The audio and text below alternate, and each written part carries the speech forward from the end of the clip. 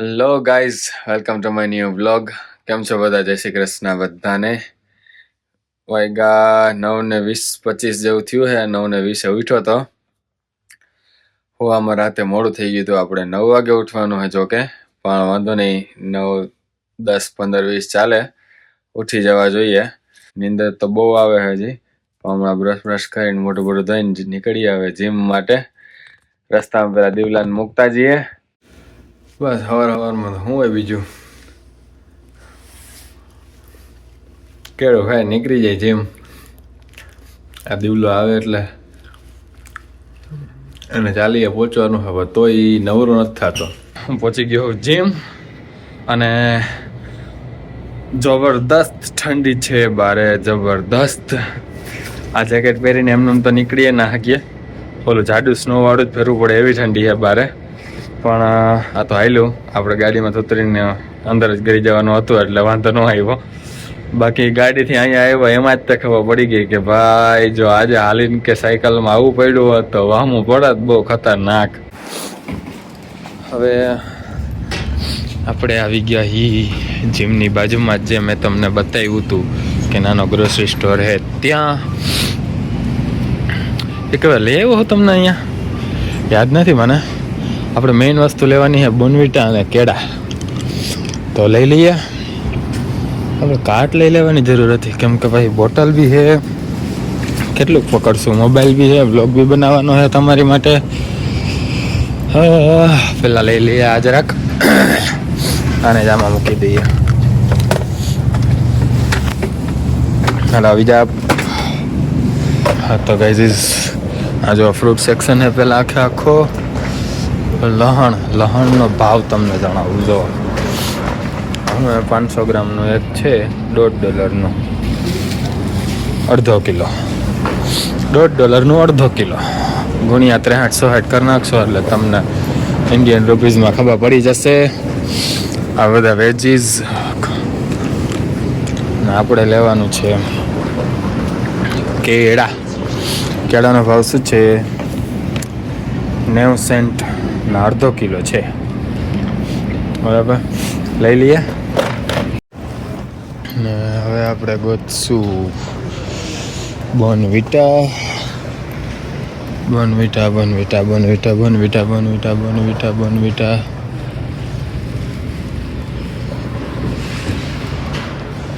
ક્યાં હશે પૂછી લઈએ કોકને. અહીંયા જો આપણી છે ને, મને એમ કે તાવડી છે. આ તો મેં કીધું તમને બતાવી દો, તાવડિયું છે પણ તાવડી નથી. જોકે મળે છે અહીંયા કેનેડામાં, તમે એ ટેન્શન ના લેતા કે મળતી જ નથી એવું નથી, મળી જાય. પંજાબી સ્ટોર ને ઇન્ડિયન સ્ટોર, ગુજરાતી સ્ટોર હોય ને ત્યાં મળી જાય. હવે આપણે ગોતતા હતા બોનવીટા.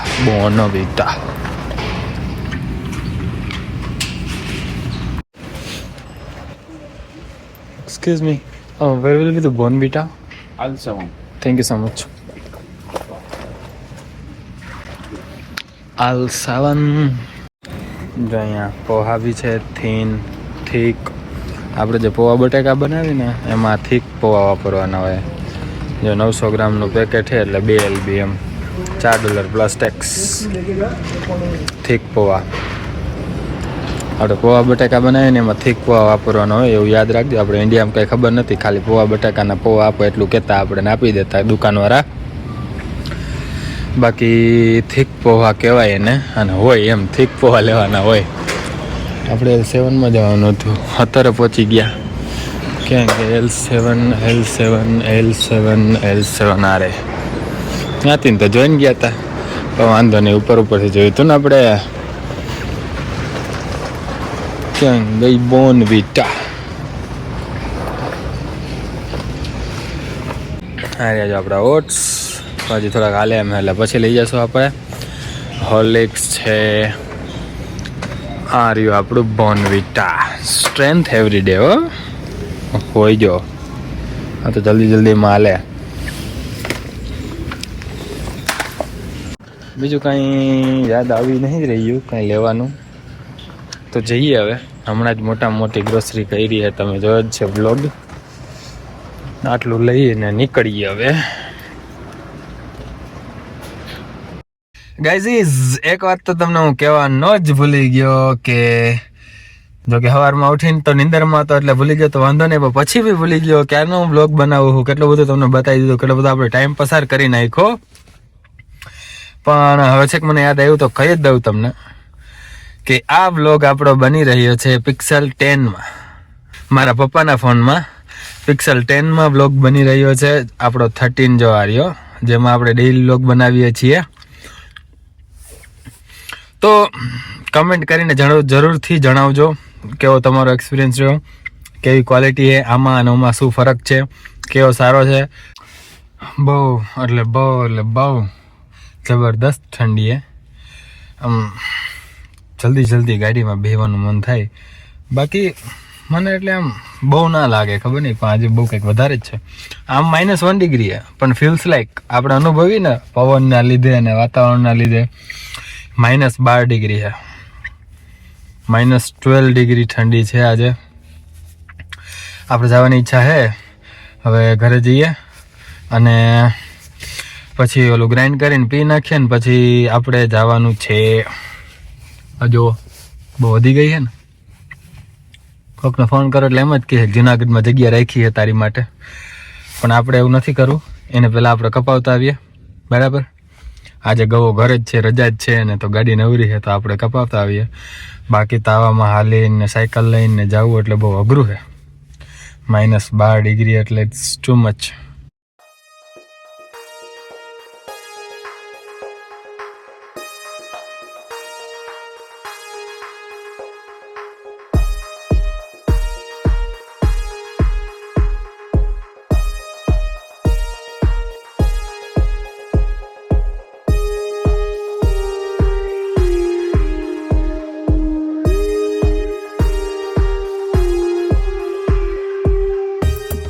હા, તો જે આ બોથો તમને દેખાતો તો એ બધો નીકળી ગયો હે, પણ એ બોથો હે ને 15, 6 ને 90 એટલે 900,000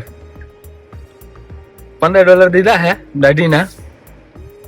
$15 ઇન્ડિયા મોકલાવું ને તો 900,000 રૂપિયા થાય, એટલે 900 રૂપિયાની દાઢી થઈ. એમ ન કહેતા કે હારી નથી થઈ, 900 રૂપિયા દીધા એટલે ભાઈ હારી જ હોય. હાલો હવે ઘરે જાય, થોડોક આરામ કરીએ, કેમ કે 4 વાગે હોતો તો હું 9:15 વાગે ઉઠી ગયો. થોડોક આરામની જરૂર પડશે, કેમ કે ભાઈ જોબે જવાનું, નીંદર પૂરી થવી જોઈએ. 4-5 કલાકની નીંદરમાં ભાઈ આખો દી કામ.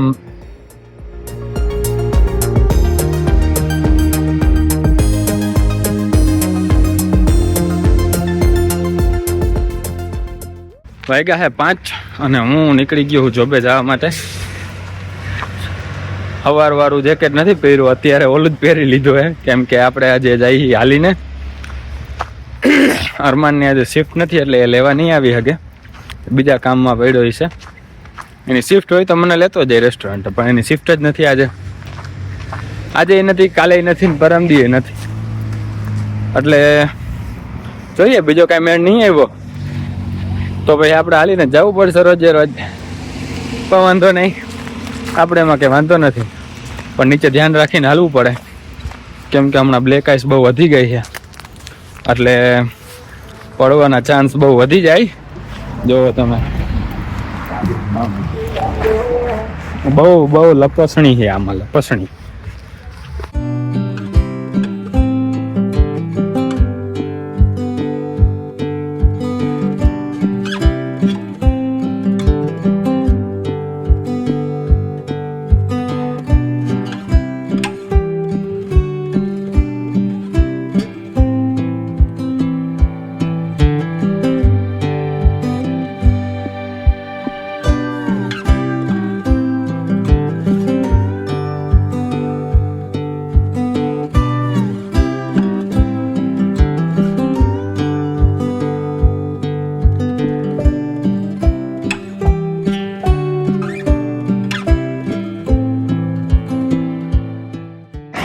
જો આ ઘર વેચાવમાં હે, કોઈને લેવું હોય તો લઈ લ્યો. ઈ હે, પછી આ હે, આ રીતે વેચાવમાં જ છે.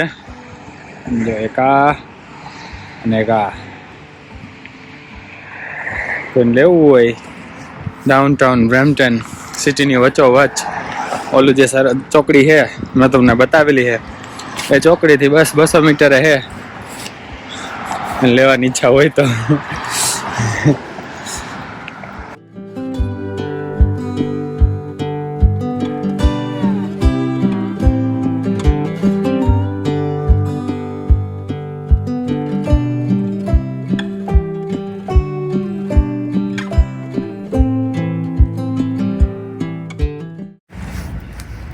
હા તો ગાઈઝ તમે જોયા અમુક ફોટોઝ અને અમુક વિડીયોઝ પિક્સલ 10માંથી ઉતારેલા. જો કે લાઇટ થોડીક લો છે, અંધારું થવા માંડ્યું છે એટલે લો લાઇટમાં બી કેમેરો તેનો સારો જ છે. અને મને થોડોક હા સડે છે કેમ કે ઠંડી વધારે છે બરાબર. અને ધીમે ધીમે હાલવું આપણને ગમે નહીં, તબી જ જાતા હોય.